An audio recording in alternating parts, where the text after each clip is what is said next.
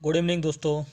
स्वागत करते हैं एक बार फिर से आपके अपने यूट्यूब चैनल एएमयू क्लास के टीजीटी पीजीटी कला टेस्ट सीरीज के रात के 8 बजे के आज के इस वीडियो में।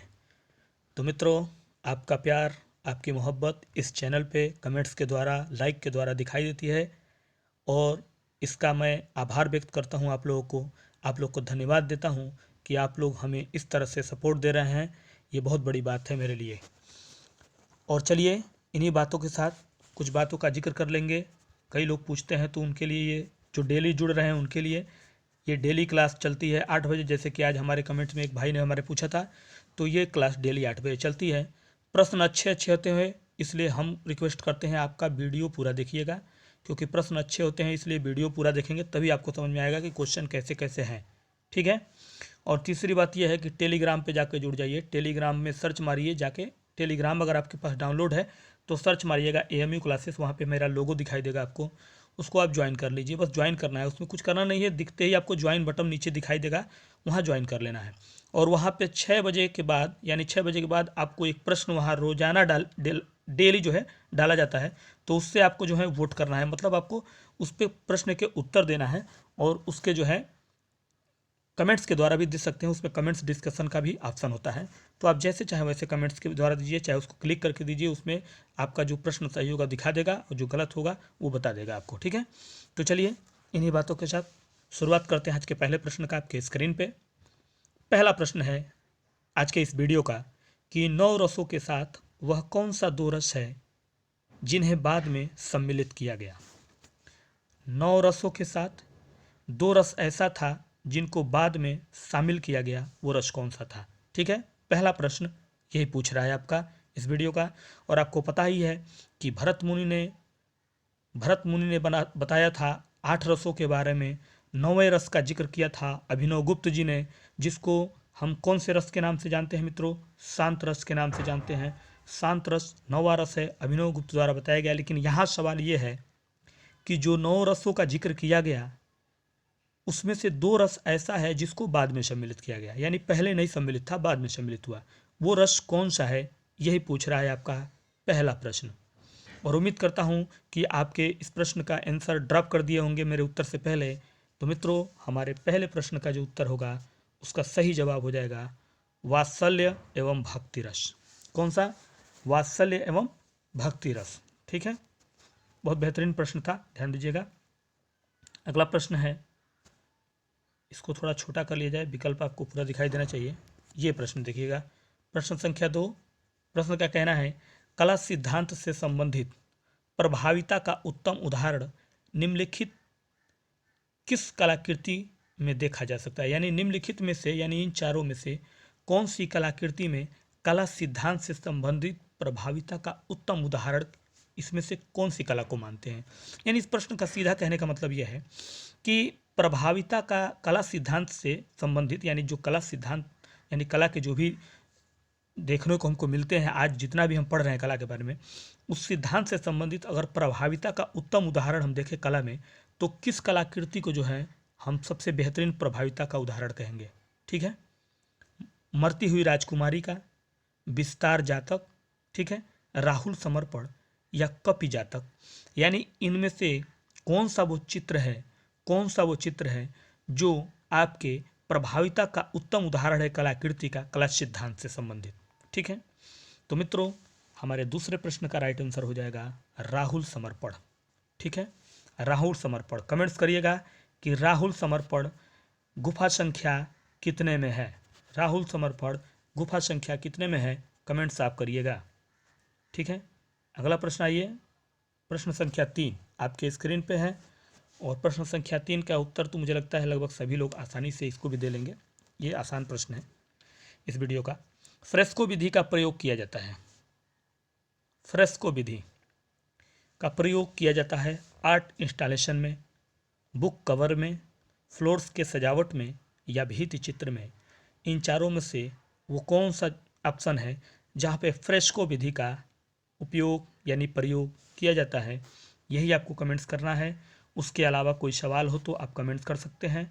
आपके सवाल का जवाब आपके नेक्स्ट वीडियो में या फिर जो है उसी कॉन्स्ट्रक्ट के माध्यम से यानी टेक्स्ट के माध्यम से आपको उसी कमेंट में दे दिया जाएगा। कला से संबंधित कोई भी सवाल हो, चाहे किसी भी राज्य से हो, आप अगर कला की तैयारी करने वाले टीचर हैं, तैयारी कर रहे हैं टीचिंग के लिए, तो ज़रूर बताइएगा। तो मित्रों, हमारे तीसरे प्रश्न का राइट आंसर हो जाएगा भित्ति चित्र में। फ्रेस्को विधि का प्रयोग किया जाता है भित्ति चित्र में। ठीक है, आइए अगला प्रश्न देखिएगा। प्रश्न संख्या आपका 4 है और प्रश्न का पूछना है, माइकल एंजेलो द्वारा चित्रित चित्र द लीबिया जादूगरनी। द लीबिया जादूगरनी को बनाया है माइकल एंजेलो ने।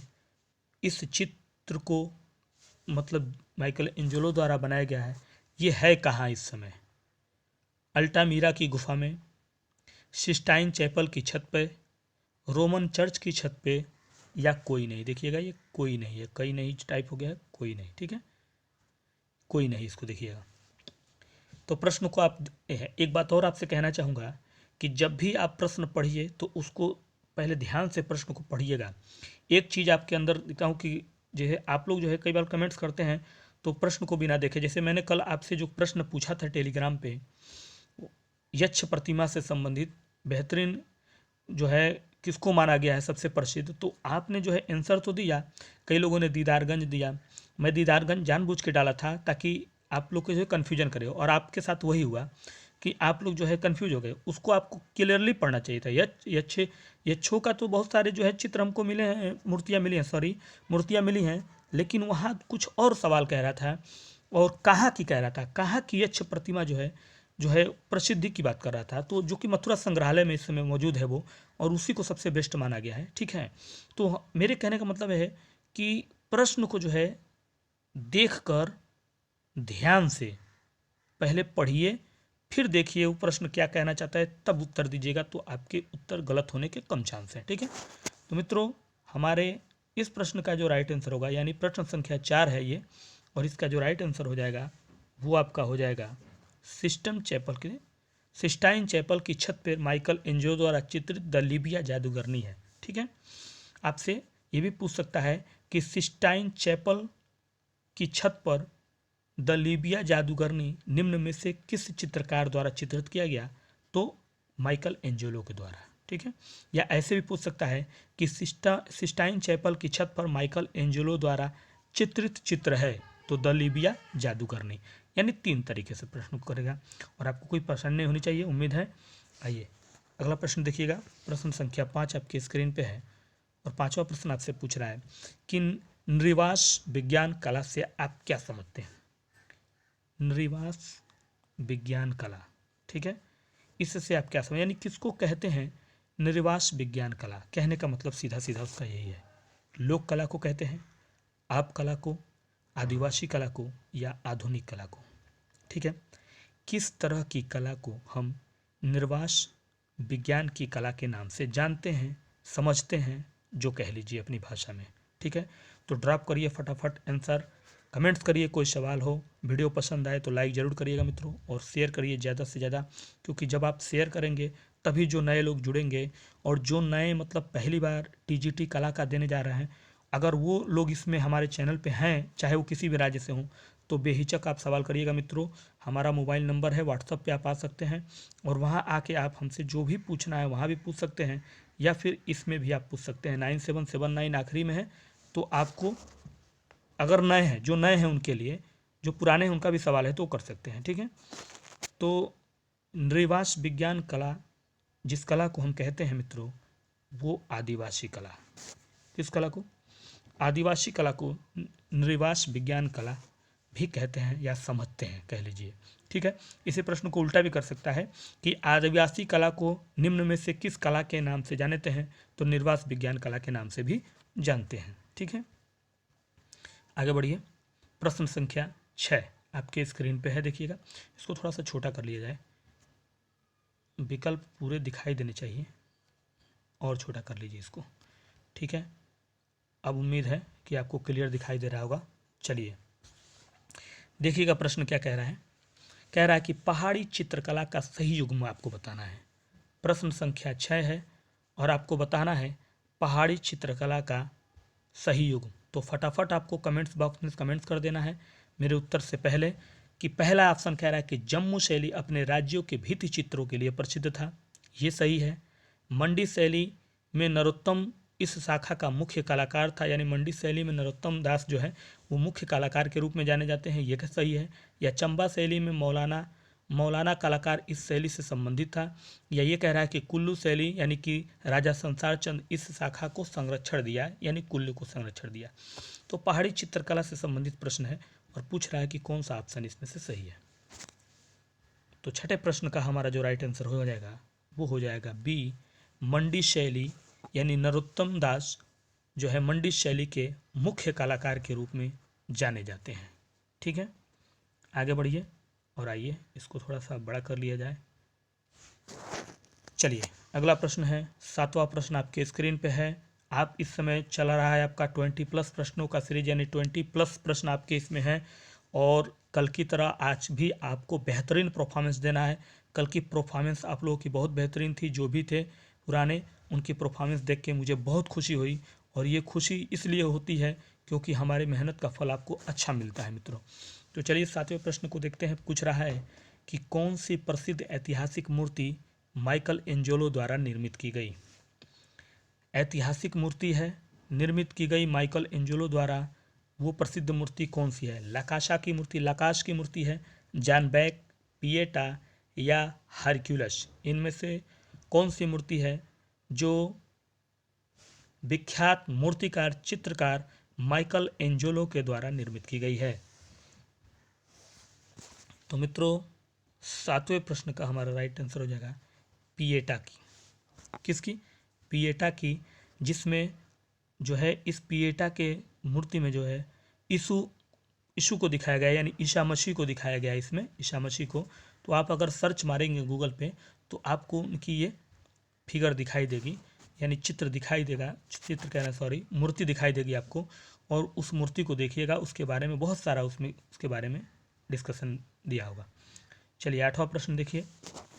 प्रश्न संख्या 8 कह रहा है आपसे, 8वें प्रश्न का कहना है मित्रों कि परदास तकनीक का प्रयोग सर्वप्रथम किस चित्र शैली में हुआ है। ठीक है, परदास तकनीक, इसका प्रयोग जो है सबसे पहले जिस चित्र शैली में हुआ है वो चित्र शैली का नाम क्या है।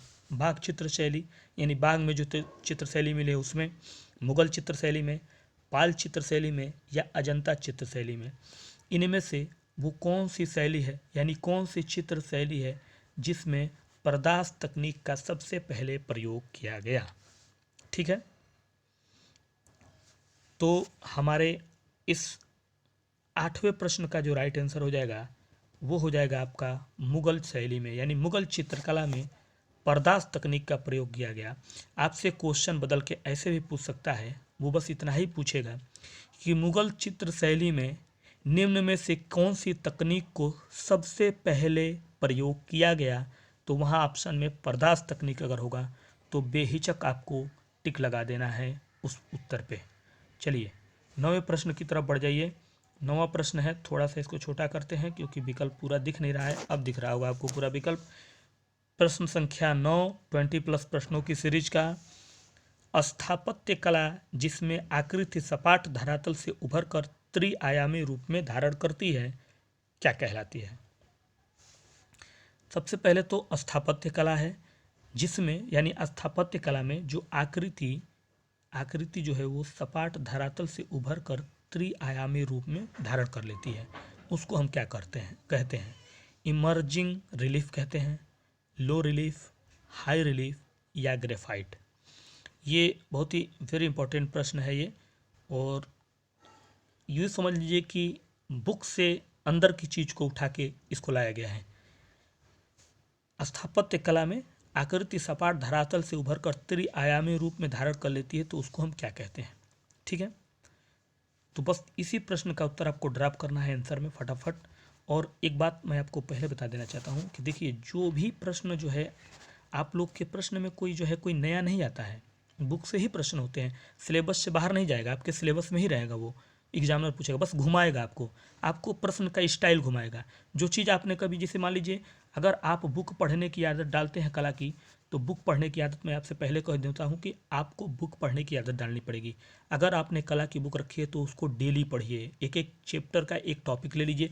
जैसे मान लीजिए आपने अगर मुग़ल चित्रकला के बारे में पढ़ना है तो मुग़ल शैली का टॉपिक लिया, तो एक एक टॉपिक से आप पढ़ते जाइए, पेंसिल उठाइए, मार्क करते जाइए या फिर नोट करते जाइए। इस तरह के जब आप पढ़ाई करेंगे तब आपके अंदर के प्रश्न आपको मिलेंगे, क्योंकि ये जो प्रश्न मैं आपसे पूछा हूँ ये इसी तरह से अंदर के एक प्रश्न है ये, ठीक है।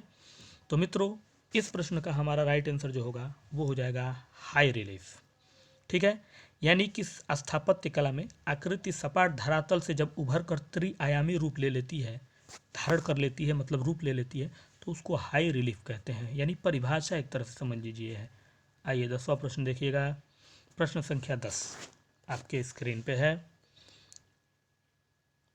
10वां प्रश्न, फिरका पेंटिंग का संबंध किस चित्र शैली से है? फिरका पेंटिंग का संबंध जो है किस चित्र शैली से है? Mughal school, Bengali school, company school या अवधी स्कूल, ठीक है। फटाफट कमेंट्स करिए। वीडियो पसंद आए तो लाइक और ज़्यादा से ज़्यादा शेयर करिएगा। चाहे जो भी ग्रुप आप अटेंड करते हैं शेयर जरूर करिएगा मित्रों, ठीक है। एक बात और मैं आपको बता देता हूँ कि सेल्फ स्टडी जरूर करिएगा बुक के साथ। सेल्फ स्टडी बुक के साथ करिएगा, क्योंकि बुक जब आपके पास है तो सेल्फ स्टडी मुझे उम्मीद है कि आप करेंगे। सेल्फ स्टडी के साथ इस वीडियो पे लगे रहिए, 100% आपको कामयाबी मिलेगी, मेरी गारंटी। तो मित्रों, 10वें प्रश्न का जो हमारा राइट आंसर हो जाएगा वो आपका हो जाएगा कंपनी स्कूल को। फिरका पेंटिंग संबंध किससे रखता है? कंपनी स्कूल से, यानी कि कंपनी स्कूल, ठीक है। अगला प्रश्न, प्रश्न संख्या 11। 11वां प्रश्न आपकी स्क्रीन पे है और प्रश्न का इतना ही पूछना है कि उत्तर प्रदेश का प्रसिद्ध मूर्तिकार कौन है? यूपी का एक प्रसिद्ध मूर्तिकार भी है, इनमें से नाम क्या है उनका? पी राजीव नयन, विभान दास, ब्रजमोहन शर्मा या नागजी पटेल? कौन है यूपी का मूर्तिकार के रूप में जानने वाले, इसमें से कौन नाम है? ठीक है, ड्रॉप करिए आंसर फटाफट कमेंट्स बॉक्स में। और आप देख रहे हैं आज के 20+ प्रश्नों के सीरीज की बेहतरीन प्रश्नोत्तर, और मुझे उम्मीद है कि आज भी आप टोटल में से आउट ऑफ 20+ परफॉर्मेंस ले जाएंगे कल की तरह। तो मित्रों, हमारे इस प्रश्न का राइट आंसर हो जाएगा, यानी 11वें का राइट आंसर जो हो जाएगा वो हो जाएगा पी राजीव नयन। यूपी के जो मूर्तिकार के रूप में हम जिनको जानते हैं वो हैं पी राजू नयन, ठीक है। आपसे प्रश्न ऐसे भी पूछ सकता है कि प्रश्न को घुमा देगा, बस इतना ही पूछेगा कि पी राजीव नयन निम्न में से कहाँ के पी राजीव नयन जो मूर्तिकार हैं कहाँ से संबंध रखते हैं? तो उसमें यूपी भी होगा, एमपी भी होगा, बिहार भी हो सकता है, उसके अलावा और कोई भी राज्य हो सकता है, ठीक है। आइए 12वां प्रश्न देखिएगा। प्रश्न संख्या 12 आपके स्क्रीन पे है और 12वें प्रश्न का बस इतना ही पूछना है कि किस प्रक्रिया के द्वारा हमें बहुरंग छापा प्राप्त होता है? यानी वो प्रक्रिया कौन सी है जिसके द्वारा हम बहुरंग छापा प्राप्त करते हैं? सेरीग्राफी प्रक्रिया, विस्कोसिटी प्रक्रिया, इंटेंगलियो प्रक्रिया या अम्लान की प्रक्रिया? तो इन चारों में से वो कौन सी प्रक्रिया है जिसमें हम क्या प्राप्त करते हैं? बहुरंग छापा प्राप्त करते हैं, ठीक है। प्रश्न को थोड़ा सा चेंज भी कर सकता है, लेकिन इस उत्तर के बाद उसका हम जिक्र करेंगे। तो पहले इस उत्तर को देख लेते हैं। तो इसका विस्कोसिटी प्रक्रिया है, ठीक हो, विस्कोसिटी प्रक्रिया। अब प्रश्न में अगर मान लीजिए थोड़ा सा चेंजिंग करना चाहता हो एग्जामिनर, तो बस इतना ही आपसे पूछेगा कि विस्कोसिटी प्रक्रिया में निम्न में से किस तरह का रंग हमें प्राप्त होता है? तो बहुरंग छापा हमें प्राप्त होता है, ठीक है। रंग सिर्फ कहेगा उसमें, उस बीच में सिर्फ रंग शब्द डालेगा, और आपको हो सकता है उसमें बहुरंग छापा लाल पीला हरा भी दे दे, लेकिन आपको बहुरंग छापा पर ध्यान देना है, ठीक है। अगला प्रश्न, प्रश्न संख्या 13 आपसे पूछ रहा है मित्रों। 13वां प्रश्न आपसे कह रहा है कि स्थापना कला से आप क्या समझते हैं? स्थापना कला, किस कला को हम स्थापना कला कहते हैं? जैसे आपने एक और प्रश्न ऊपर पढ़ा था निर्वास के बारे में पढ़ा था, निर्वास कला, निर्वास विज्ञान कला पूरा नाम था उसका, निर्वास विज्ञान कला से आप क्या समझते हैं? तो यहाँ भी वही उसी तरह का एक क्वेश्चन है। 13वां प्रश्न है कि स्थापना कला से आप क्या समझते हैं? यानी स्थापना कला को किस नाम से और जानते हैं? द्विआयामी कला के नाम से, छापा कला के नाम से, त्रिआयामी कला के नाम से, या रंगमंच कला के नाम से? तो जैसे वहाँ पे आपने देखा था निर्वास विज्ञान से आप क्या समझते हैं, तो आदिवासी यानी आदिवासी कला को हम कहते हैं निर्वास के। आपने ऊपर किसी प्रश्न में अभी देखा है ऊपर। और यहाँ का जो उत्तर होगा यानी इस प्रश्न का जो उत्तर होगा मित्रों 13वें का, वो हो जाएगा आपका त्रिआयामी कला। क्या हो जाएगा? त्रिआयामी कला। स्थापना कला को हम त्रिआयामी कला भी कहते हैं। ठीक है, तो प्रश्नों की सीरीज बहुत बेहतरीन है और मैं बस यही कहूँगा कि वीडियो पूरा देखिएगा, तभी जाके आपको अच्छे अच्छे प्रश्न सामने मिलेंगे, वरना अधूरा देखेंगे तो फिर आपको प्रॉब्लम होगी।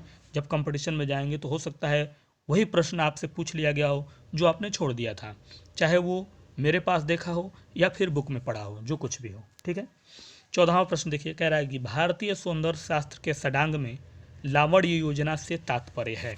यानी भारतीय सौंदर्य शास्त्र में जो षडांग हैं, षडांग का जिक्र किया गया, उसमें जो लावण्य योजना है, षडांग के जो टाइप हैं उसमें जो लावण्य योजना है, उसका अर्थ क्या होगा, उसका तात्पर्य क्या हुआ। मतलब कि तात्पर्य का मतलब हुआ कि उसका अर्थ क्या हुआ। आकाश हुआ, सामंजस्य हुआ, कांति हुई या वर्ण हुआ।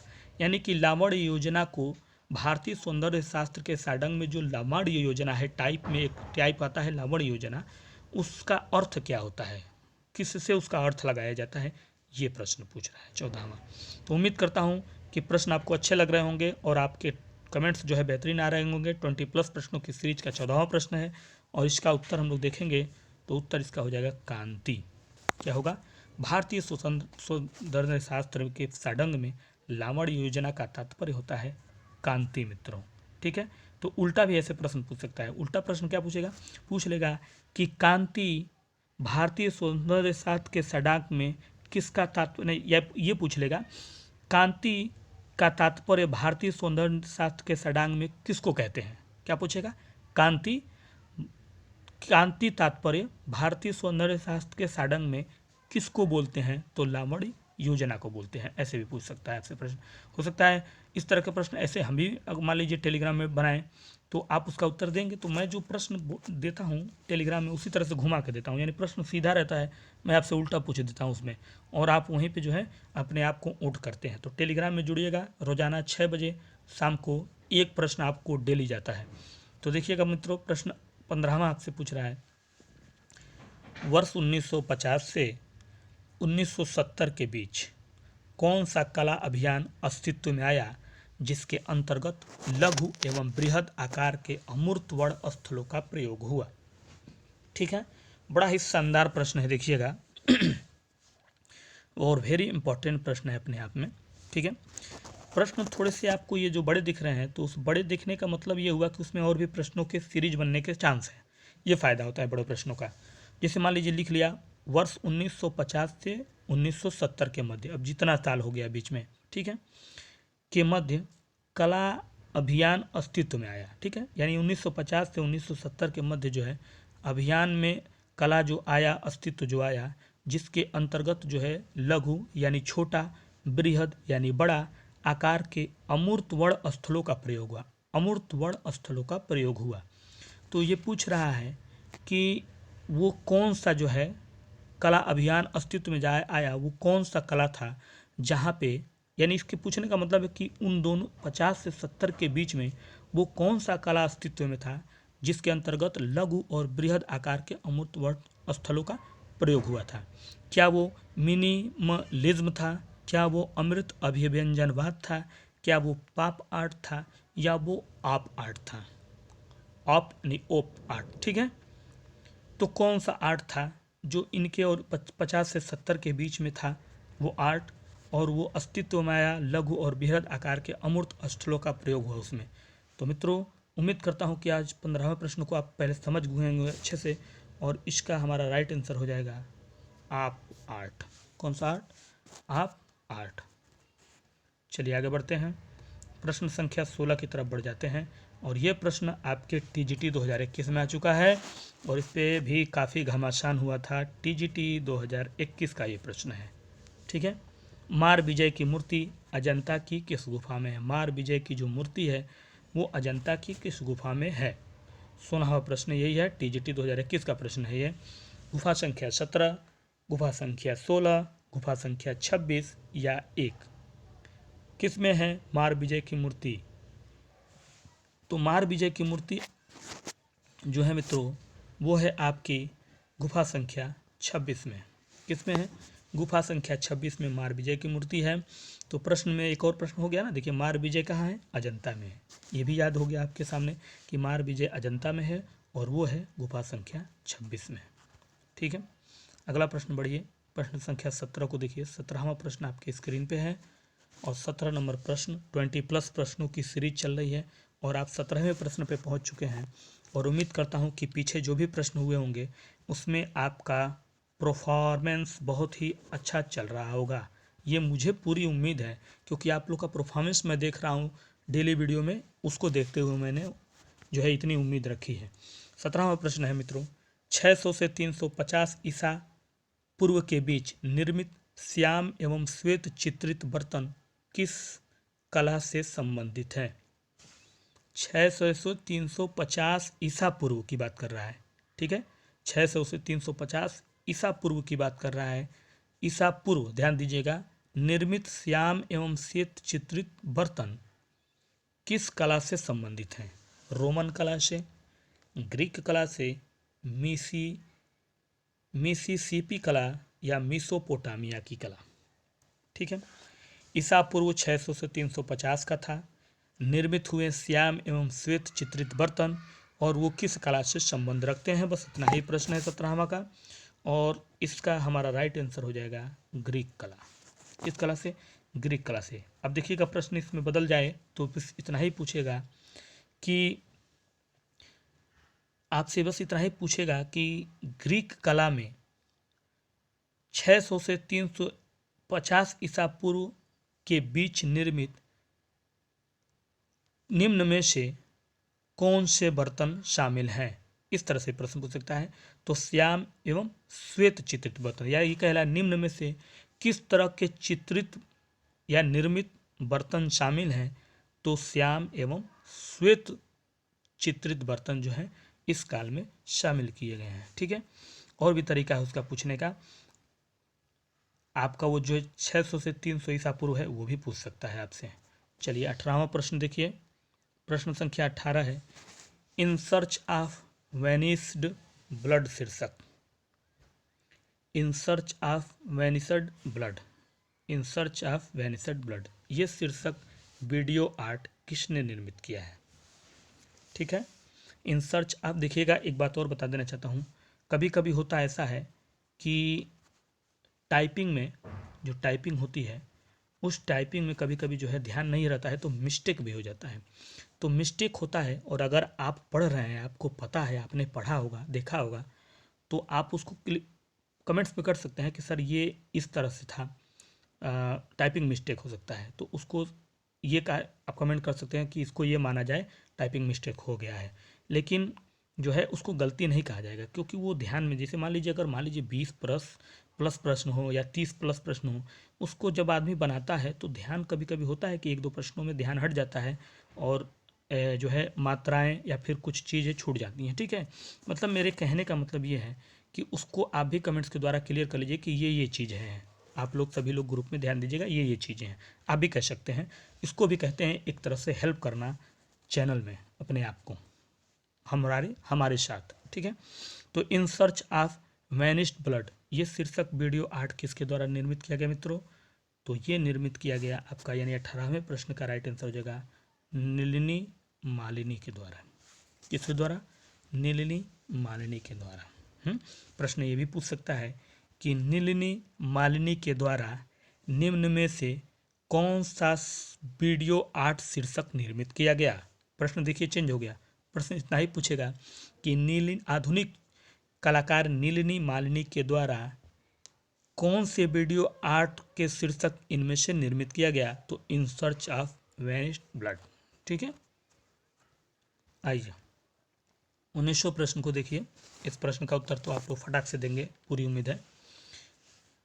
19वां प्रश्न, जो पुराने जो मतलब फेस कर चुके हैं कला के टेस्ट को या फिर नए भी हैं और अच्छी तैयारी में रन में हैं, तो वो सब इन प्रश्नों को तो आसानी से उत्तर फटाक से दे देंगे, बिना मेरे प्रश्न के पढ़े ही उत्तर आ जाना चाहिए इसका।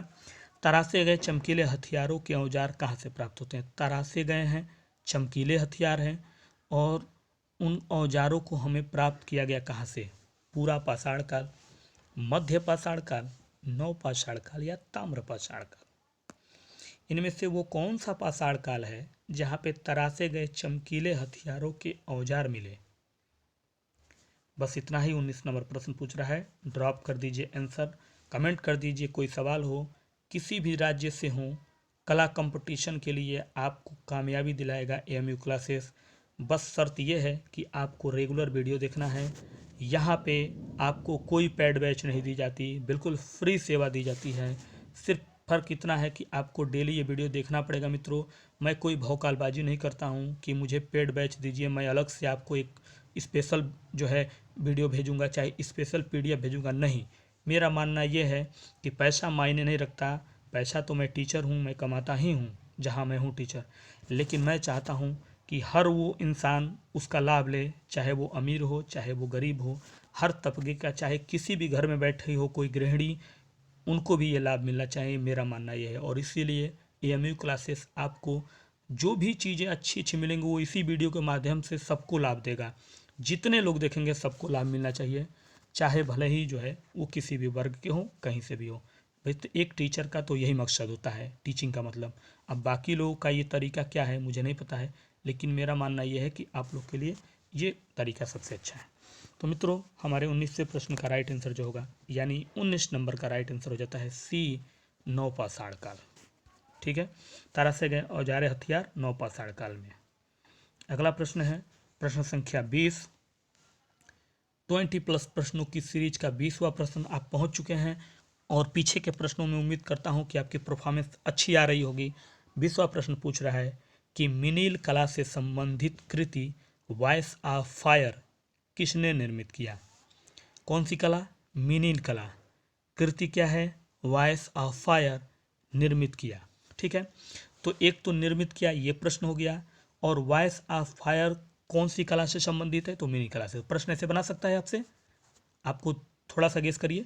प्रश्न ऐसे बना सकता है कि वॉइस ऑफ फायर कृति निम्न में से किस कला से संबंधित है? तो मिनी कला से संबंधित। एक प्रश्न वो हो गया, एक प्रश्न आपके सामने है, और इस प्रश्न का हमारा जो उत्तर होगा वो हो जाएगा आपका वार्नेट न्यूमैन। क्या होगा? वार्नेट न्यूमैन। यानी मिनील कला से संबंधित कृति जो है, यानी कि वॉइस ऑफ फायर क्या है? एक कृति है, और उसको निर्मित किया वार्नेट न्यूमैन ने। और एक प्रश्न मैंने आपको बताया है वो भी बनेगा। 20+ प्रश्नों की सीरीज में आप बढ़ चुके हैं 21वें प्रश्न की तरफ, यानी इसके आगे जितना प्रश्न है एक्स्ट्रा प्रश्न आपका चल रहा है।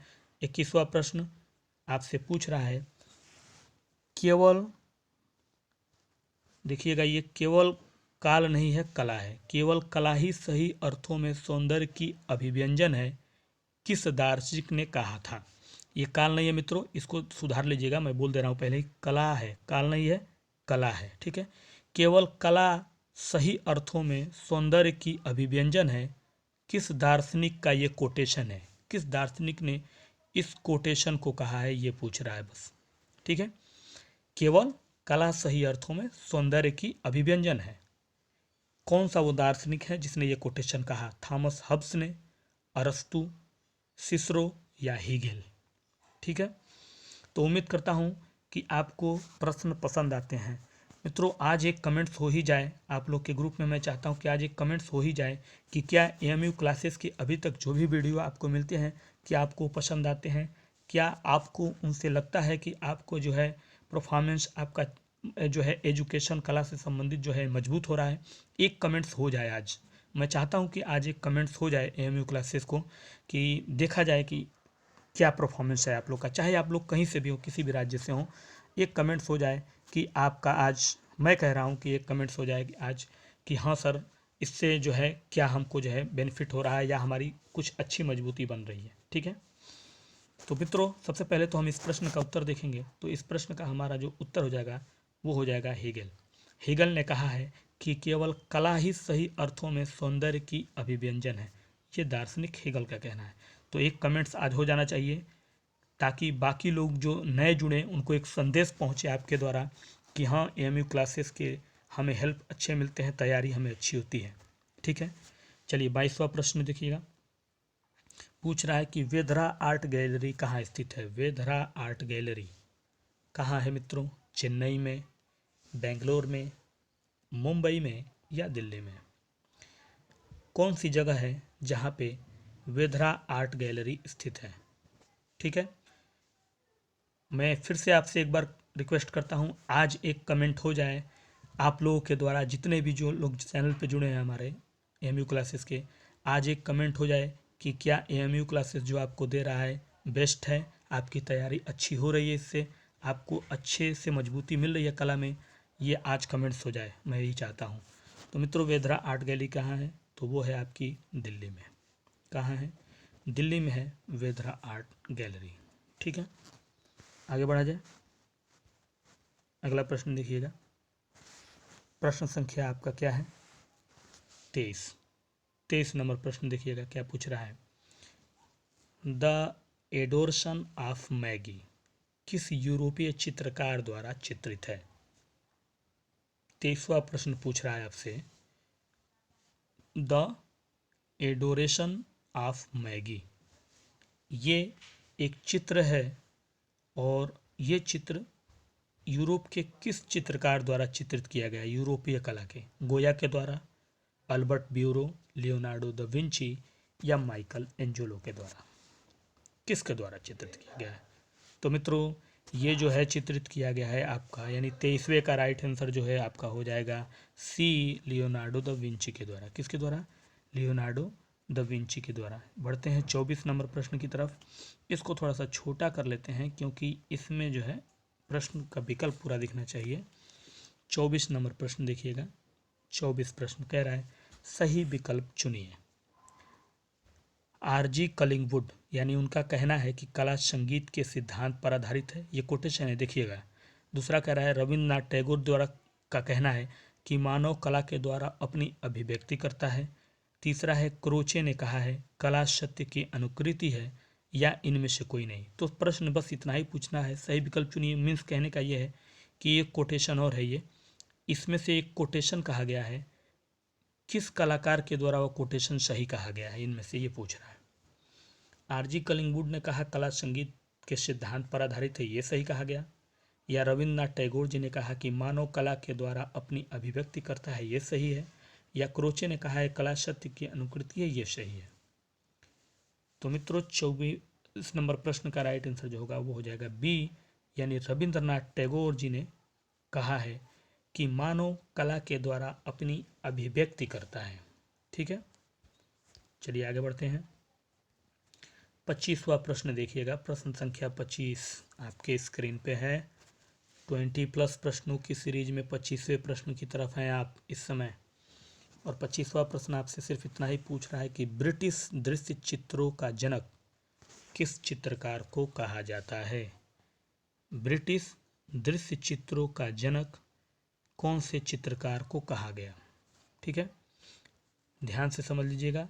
ब्रिटिश के हैं, दृश्य चित्रों का जनक कहा गया, उस चित्रकार का नाम पूछ रहा है। विलियम ब्लैक को, रिनोल्ड्स को, विलियम होगार्थ या रिचर्ड विलियमसन को। ठीक है, तो किसे कहा गया ब्रिटिश दृश्य चित्रों का जनक? ठीक है, तो मित्रों 25वां प्रश्न यही पूछ रहा है और 25वें प्रश्न का उत्तर होगा डी, रिचर्ड विलियमसन को। ठीक है, अब आपसे प्रश्न बस इतना ही चेंज करके पूछ लेगा कि रिचर्ड विलियमसन को किस चित्रों का जनक माना गया है, या फिर ऐसे पूछ लेगा कि रिचर्ड विलियमसन जो ब्रिटिश के चित्रकार हैं किस चित्रों का जनक माना गया? तो दृश्य चित्रों का जनक माना गया। ठीक है, प्रश्न ऐसे उलाट के पूछ लेगा। और अगला प्रश्न देखिए, प्रश्न संख्या 26 आपके स्क्रीन पे है। 26 नंबर प्रश्न देखिएगा। मैं आपको डेली क्लास में 20+ की सीरीज हमेशा देता हूँ, सिर्फ संडे में, सुपर संडे में आपकी 30+ की सीरीज देता हूँ। तो आप ज़रा गेस करिए कि अगर मान लीजिए 25 डेली चलता है और संडे में आपका 30 चलता है, तो आप जोड़ लीजिए 25 में आपका 6 से गुणा कर लीजिए, कितना प्रश्न हो गया, और 6 25 30 हो गया, और 6 दूना 12, और 12 और 3 15। ठीक है, ये आपका हो गया 150 क्वेश्चन, और उसमें 30 प्लस और जोड़ दीजिए, यानी कि मानिए कि चलिए 30 प्लस कहते हैं 30 ही, तो 180 यानी लगभग 200 प्रश्नों के करीब आपका प्रश्न डेली हफ्ते में जाता है। अब 200 प्रश्न प्लस प्रश्न डेली हफ्ते में जिसका जाता हो और जो रेगुलर वीडियो देखता हो, क्या उसका कला में टीचिंग में नहीं निकलेगा? बिल्कुल निकलेगा, और वो भी हर तरह का क्वेश्चन।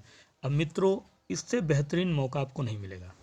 तो अब इससे अच्छा आपको मैं एक ही बात में समझा दिया हूँ, समझ गए होंगे। अब आइए उसी की बात आगे जिक्र करते हैं। 26 नंबर प्रश्न का, कला और विचार आधारित पत्रिका वृश्चक का प्रकाशन बड़ौदा में किनके संपादन में हुआ? कला और विचार आधारित यानी कला और विचार पर आधारित पत्रिका है वृश्चिक, और उसका प्रकाशन हुआ बड़ौदा में। किनके संपादन में हुआ ये पूछ रहा है। केजी सुब्रमण्यम और अजीत के, राजीव पांडे और महेंद्र पांडे के, भूपेन खक्कर और गुलाम शेख के, या इनमें से कोई नहीं। बहुत ही बेहतरीन, वेरी इंपॉर्टेंट प्रश्न है ये, और इसमें प्रश्न बनेंगे ऊपर, देखिएगा। तो मित्रों, सबसे पहले इसका उत्तर हम लोग देखेंगे, तो उत्तर होगा इसका भूपेन खक्कर और गुलाम शेख के।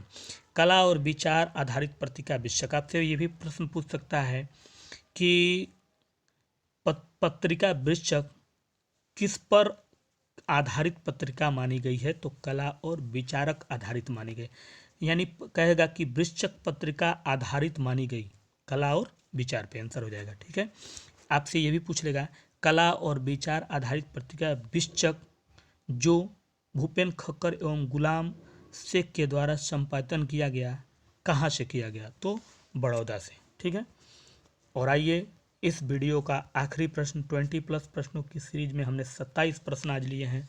27वां प्रश्न आपके स्क्रीन पे है, आखिरी प्रश्न, और उम्मीद है कि 27 प्रश्नों में से टोटल हमको देखना है आज कितना आप सही करते हैं।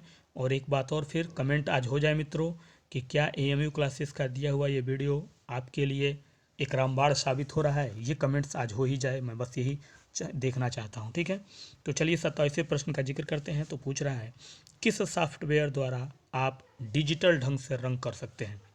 उस सॉफ्टवेयर का नाम बताना है जिसमें डिजिटल ढंग से आप जो है रंग कर सकते हैं, यानी रंग सकते हैं। Adobe Photoshop, Corel Draw, MS Paint, या इलस्ट्रेटर। ठीक है, इलस्ट्रेटर। तो किससे जो है आप जो है यानी कौन सा सॉफ्टवेयर है जिसके द्वारा डिजिटल ढंग से आप रंग कर सकते हैं? यानी इस तरह के सॉफ्टवेयर का यूज इस समय में ज़्यादा हो रहा है। इस तरह के सॉफ्टवेयर का यूज रंगने में इस समय ज़्यादा किया जा रहा है। तो कौन सा सॉफ्टवेयर है ये? ठीक है, तो आखिरी प्रश्न का हमारा जो सही जवाब होगा वो हो जाएगा एडोब फोटोशॉप। क्या हो जाएगा? एडोब फोटोशॉप के द्वारा जो है वही एक सॉफ्टवेयर है जिसके द्वारा हम डिजिटल ढंग से रंग कर सकते हैं या रंग सकते हैं। ठीक है, तो मित्रों कमेंट्स करिए कि आज का वीडियो कैसा लगा। तो लाइक एक बनता है आपका, लाइक ज़रूर करिएगा, शेयर ज़रूर करिएगा, क्योंकि आपके शेयर से ही हमारा जो है लोगों का जुड़ाव होगा, और आपके शेयर से ही हमारी एक पहचान बनेगी। तो अगर इतना मेहनत एएमयू क्लास का है तो आप थोड़ा सा शेयर कर देंगे तो हमारी एक पहचान बन जाएगी यूट्यूब के प्लेटफॉर्म पे। और बिल्कुल फ्री वीडियो चलता रहेगा, कोई पैसा कोई पेड बैच नहीं, सबके लिए एक समान शिक्षा दी जा रही है। आपने सुना होगा समावेशी शिक्षा का नाम, अगर जिसने सीटेड रिपीटेड दिया होगा तो समावेशी शिक्षा का नाम सुना होगा। समावेशी शिक्षा का मतलब ही होता है कि ऐसी शिक्षा जो सबको बराबर दी जाए। तो मैं उसी रूल को लागू करता हूँ। एएमयू क्लास समावेशी शिक्षा का रूल लागू करता है। कोई पैसा नहीं, कोई पेड बैच नहीं, सबको समान अधिकार की शिक्षा एएमयू क्लासेस देता है, चाहे वो किसी भी वर्ग का हो। सबको समान क्वेश्चन, किसी को ऐसा नहीं कि स्पेशल जो है पैसा दिया तो आपको स्पेशल क्वेश्चन मिलेगा और उनको जो है अनस्पेशल क्वेश्चन मिलेगा, ऐसा नहीं। सबको बराबर की शिक्षा यानी समावेशी शिक्षा एएमयू क्लास लागू करता है। तो चलिए मित्रों, आज के इन्हीं बातों के साथ दीजिए इजाज़त। कल फिर मिलते हैं इसी समय इसी टाइम लेकर कुछ और बेहतरीन प्रश्नों की बेहतरीन सीरीज। तब तक के लिए दीजिए इजाज़त। नमस्कार, गुड नाइट।